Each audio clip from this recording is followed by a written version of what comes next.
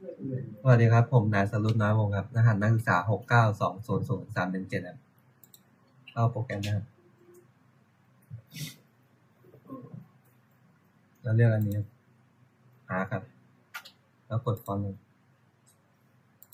เลือกที่สามเหลี่ยมก่อนนะ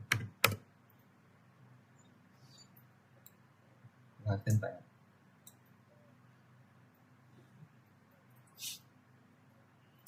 จะปรับขนาดนะ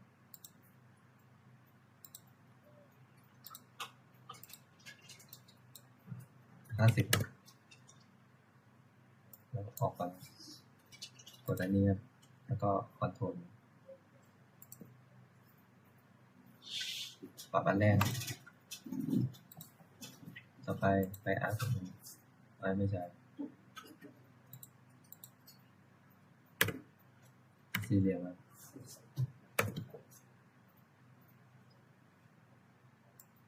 แล้วเข้ามา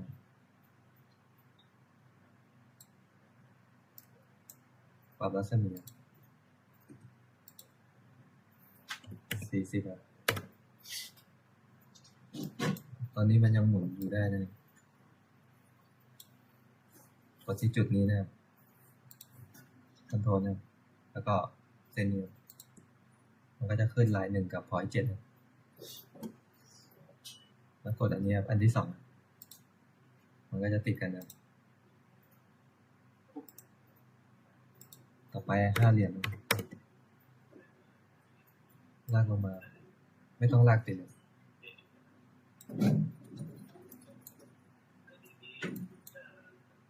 แล้วกด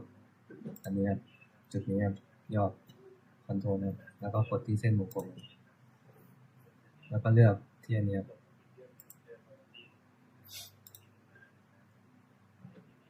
แล้วกดที่จุดนี้ต่อนะคอนโทรลแล้วก็จุดยอด3เหลี่ยมเป็นอันนี้ที่ข้อ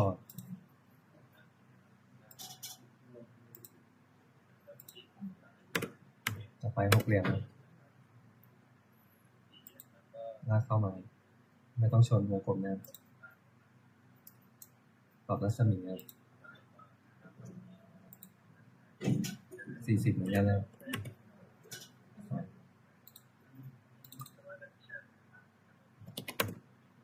เนี่ยกดออกก่อนนะมันยังหมุนได้อยู่เรากดที่จุดนี้แล้วคอนโทรลมาที่เส้นนี้แล้วกดอันที่2มันก็จะติดกันเรียบร้อยเสร็จแล้วครับก็จะได้หน้าตาประมาณนี้